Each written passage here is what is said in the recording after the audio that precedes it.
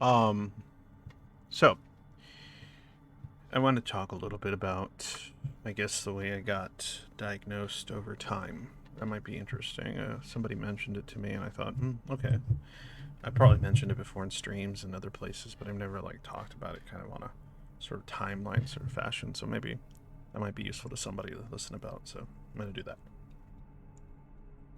By the way, if you enjoy my rambling or my streams or this whole kind of schizoid project I've been building here from the ground up, um, please go ahead and join my Patreon, sub, bell, all that bullshit. That way you can keep watching my, uh, garbage, I guess. So, um, when I was younger, so when I was a child, the first diagnosis I got was for ADHD.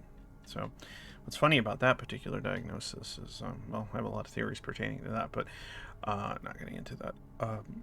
I was diagnosed but never actually informed by my parents that was the case. So, I kind of went through most of my life as a youth, basically getting in trouble for a lot of things like speaking out of turn, not listening in class, not focusing, and so on and so forth. And eventually, I guess they took me somewhere and they were like, "Well, what's up with this kid?" And then they diagnosed me. And then my parents were given the option of putting me on medication, which they chose not to do, which is probably for the best, to be honest. But in any case, that's kind of how it went on. But this was never conveyed to me, even as I got older, that such a diagnosis was ever given. And so over time, it was like, why can't I? Why am I so different? Why am I so different? So why can't I pay attention to this? Why don't I care about these things? Why do I lose focus of all this stuff? Why is my focus so very selective? Like I can focus very much on certain things that didn't seem at the time productive, but I couldn't focus on like the minutia of certain things, like the micro stuff. So I always thought, oh, what's wrong? What's wrong? And eventually, I hit my 20s, and I think I talked to my father or somebody, and they had mentioned, oh yeah, by the way, you were diagnosed with ADHD. Apparently, even my sister knew this, and I guess nobody thought to inform me. And I was like, okay, so I was diagnosed with something as a kid. Interesting. But prior to that, before finding out, that was technically my first diagnosis. But prior to that, I had already been diagnosed for other things, like as far not prior to the original diagnosis, but prior to finding out about my child diagnosis. Um, so for a while, I was going to therapy for like depression, things like that, and then a growing sort of anxiety that started turning into like really severe panic attacks. Um, so I was suffering for panic attacks for a few years. I saw a specific therapist for a long time, like a good year and change, once a week or so, for like an hour. And then at the time, because my emphasis in conversation, the focus was the panic attacks, I was diagnosed with generalized anxiety disorder and something else, something depression related. I can't quite remember. And so we worked on the anxiety. So eventually I saw a psych along with a therapist. They tried to get me on a few different drugs. A lot of them had really bad side effects. And then eventually I got to the Prozac, the old school, and that took the edge off the panic attacks. So those mostly stopped happening. Mostly because the physical symptoms were alleviated, not so much because I wasn't anxious. I was still anxious a lot. It's just that whenever I would get to the point of a panic attack, the Prozac did something to like kind of nip it at the bud, and then I would just kind of shut down, like and get a bit into that anhedonia mode, which I didn't understand at the time, instead of having a full blown panic attack. Which I'll be honest with you, I'd rather deal with some anhedonia than fucking a panic attack. That shit's cancer. That shit's the worst. So, so then, yeah, so then that happened, and I got treatment for that. I did CBT and all sorts of stuff, but I still wasn't diagnosed schizoid at the time. It was just like, oh, this guy's really anxious all the time and depressed. Okay, but it was initially weird to, say or diagnose me with the anxiety because like I don't seem like I'm anxious. I always seemed like I was fine. Just really calm, real stoic, like. And only specific situations and thought patterns would lead to the panic attacks. In which case I would just withdraw and, kind of fall into a puddle of myself and just deal with it. But that's no way to live. So anyway, once that started improving, then I thought, okay, so I'm going to be okay now, right? I'm not having panic attacks anymore. The depression's still there, but I can deal with that. These weird episodes where I would just like feel nothing and get really, really numb about everything, which I didn't understand what that was called or what that was really. I just thought, oh, well, this happens to everyone, like, because life sucks, So I didn't really think much of it. But the low-grade depression was constant, and I just thought, okay, well, I'm just a depressed person. What are you gonna do? Obviously, at the time, I probably blamed a lot of things on my external environments and things like that, not really understanding some of the internal components of how that functioned. Over time, I made a bunch of poor decisions about relating to people and in association to my withdrawal and my, the whole needs not being met because of the whole cluster A needs kind of being very different. And I withdrew more and more and more, and I was already kind of a covert schizoid, so I started becoming a less functional non-covert one over time. And that, like, I used to like go to places like in my 20s. I used to go with friends to places and hang out and play video games, and I would go to parties and stuff and things like that. But every single time I did, I felt like shit, and I had to get really, really drunk to enjoy any of it. So, I often wonder, why do I feel like shit after like an hour of interaction with all these people? Well, it's because I was like masking the entire time, right? And after years of doing this, you don't know that you're masking. You just think, oh, this is who I am. And then when that breaks apart and you're like fall into a mess, which is probably the person you really are, you think that's the person you're not. So it's crazy. It's something you have to kind of learn to accept when you're covert like that. Something probably the less functional, non-covert schizoid realizes much earlier on in life. I don't know. In any case, that was taking its toll on my body, on my mind. Just a combination of the constant masking for work, for friendships I was trying to establish or keep together, and things of that nature. So, it had its toll. And I'm guessing that's why a lot of the panic attacks started anyway, because it was having, certain needs not met in combination with all the stressors that come with, consistent masking. Okay, so like I said, got past the anxiety, and then I still felt empty all the time. I still felt like nothing I did mattered. So then I started going to school. I decided I'm going to go to the university. I'm going to find purpose, right?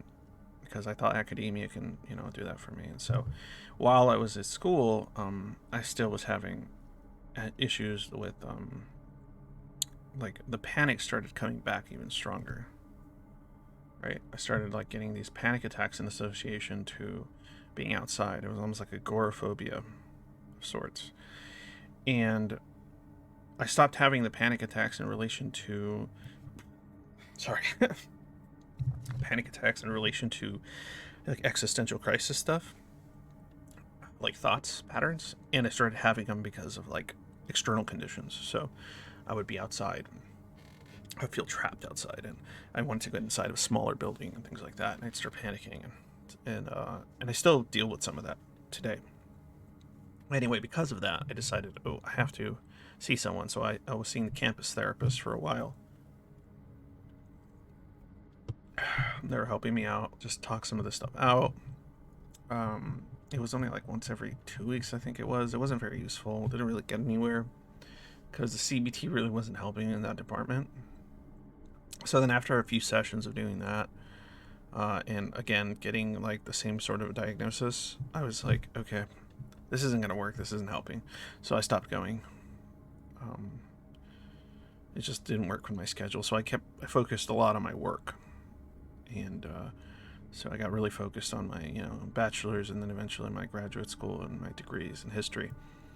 And I thought, okay, after I do this, I will find purpose and, fulfillment and blah, blah, blah. Little did I know that that wasn't doing any of it. If anything, it was actually driving me further into this kind of withdrawal hole, deeper than ever. So mask years of it at school, university, at work, and everything else. Constantly feeling tired, constantly feeling angry, constantly feeling bitter about people and everything around me. Constantly feeling just unnerved by my environment.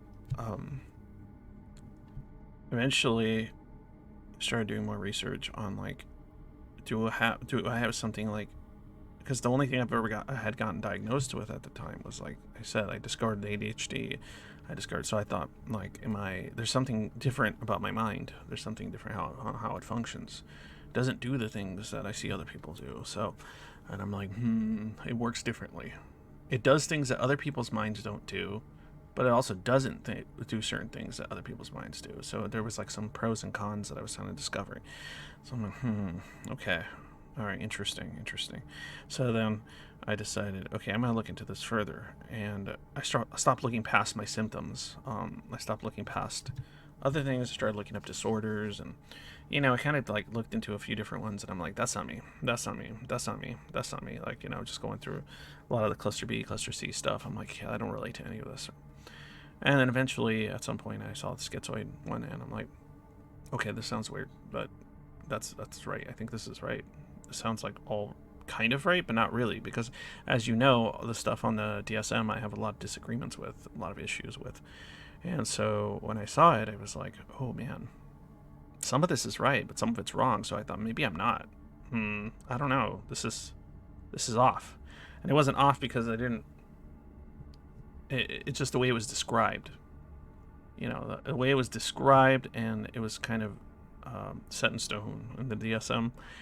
It just didn't sound right, but what it was trying to say did. So then I started seeing a psychiatrist, and I went into it thinking, okay, this might be one of the things, because I thought maybe it's this, I don't know, what's up. So I just, went through the motions. I explained to her, like, hey, I really want to get to the bottom, because I know it's not just anxiety. I know it's not depression. I know it's something else. My mind just doesn't align with the people around me and society and everything. It's just something is just not clicking, and I don't understand why, but I would like to. So we went into it with that approach, and over time, she asked me the right questions, through the right sort of steps and everything, and she came to the conclusion that I was SCPD, schizo. So I'm like, okay.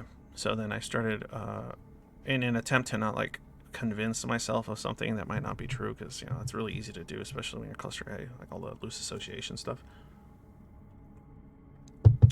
That's why I try not to go too deeply into researching schizoid stuff. Just look at the base, and then let the psychiatrist decide. Right? I'm like, okay, well, if they can do anything, it's this much. And I had my issues with psychiatry as a whole, in some regards, anyway. But that's neither here nor there. After that,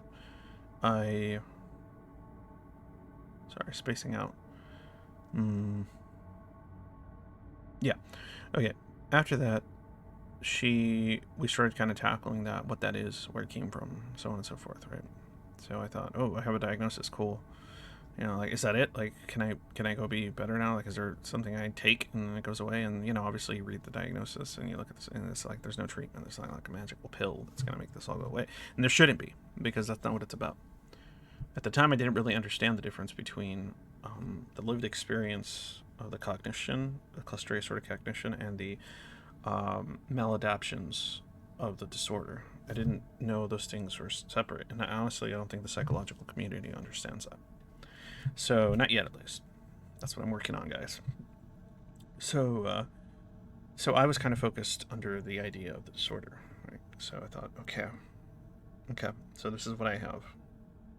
Okay, so, easy, right? You just, you got your diagnosis, you go out into the world and you go, oh, let's start doing research. I have the internet in front of me, right? The vast internet of everything possible to look at. there should be something there that I can, like, pinpoint, locate, and find as a resource.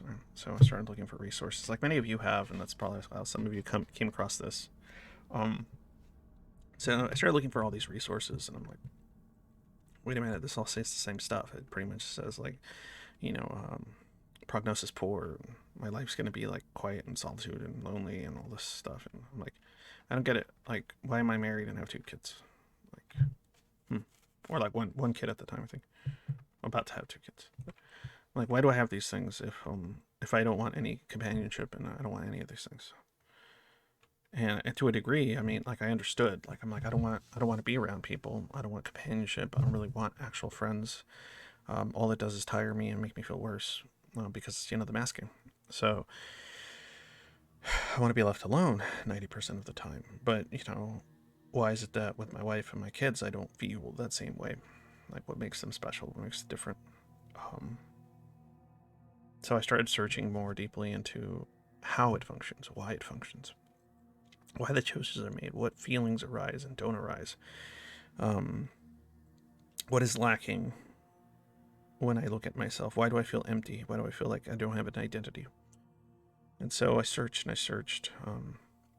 Over time, I came to different conclusions, made certain revelations, like in my stupid brain, and then decided, okay, I need to do something about this. So I'm mad. I'm mad that I can't find any resources. So I'm gonna just put a video out there and I'm gonna complain and I'm gonna bitch about it. So then I did, and then we got here. We got to this point eventually, and I discovered far more about all this than I ever expected to, and about myself. And hopefully you guys can do the same if you haven't. But yes, that's kind of the order of diagnosis. So it went from like ADHD as a kid to generalized anxiety disorder, some depression type disorder. I don't know what the term is for it. Manic depression. I don't. And then the agoraphobia stuff, and then eventually the schizoid stuff, and now it's like a combination of like some agoraphobia, kind of specific anxiety, and the schizoid stuff, and all the negative symptoms that come with that, like anhedonia, avolition, everything else, right?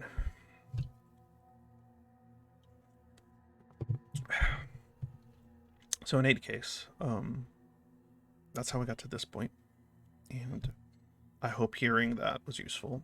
I'd like to hear other people's stories in comments about a diagnosis order, like how you discovered things about yourself over time, if in fact you either self-diagnosed at this point or you have been diagnosed schizoid. If you self-diagnosed, obviously you want to try to get a proper diagnosis. It's just, I don't know, something about having it on paper is useful. I don't understand why it's stupid, right? It doesn't make any sense. Like, seems pretty arbitrary in a lot of ways, but nonetheless, but even if you haven't been, like, I'm curious to know what your timeline, your diagnosis sort of timeline is, and if you're willing to share, just put it in the comments, and I'd like to read that. I don't know if I'll necessarily respond to all of it, depending on how many I get or whatever, but I'll definitely read it. I find it useful in the experience of hearing other people's kind of similar stories, cathartic to a degree, and I'm guessing maybe other people get that same feeling out of listening to me yammer on a similar fashion. So anyway, yeah, if you are schizoid already, join the server. I'm gonna have to put the link in the description, but it's also in the about me if I'm stupid and don't do it, but I should do it because I've been getting scolded recently by the people helping me. Like, hey, put all that stuff in your description, you dumb boomer. Yeah, I gotta do that. I'm gonna do that. Gotta remember. And if you already like my content and you already like the server, or you like the server but hate my content, or vice versa, or hate both but for some reason just feel bad for me, I don't know, just give me your money. Just go to Patreon and help support the project, because it basically just goes to sustaining me, which in turn allows me to make justifications for spending more time working on this, and saving up money for the possibility of losing my real job and you know, I can actually still continue doing this while I search for something regular or whatever. All right, guys. Peace out, and please leave that comment. Oh, and remember, bell. If you don't hit the bell, you won't get my posts I put on YouTube, or it won't tell you when I get on or do a stream or whatever. All right, thanks.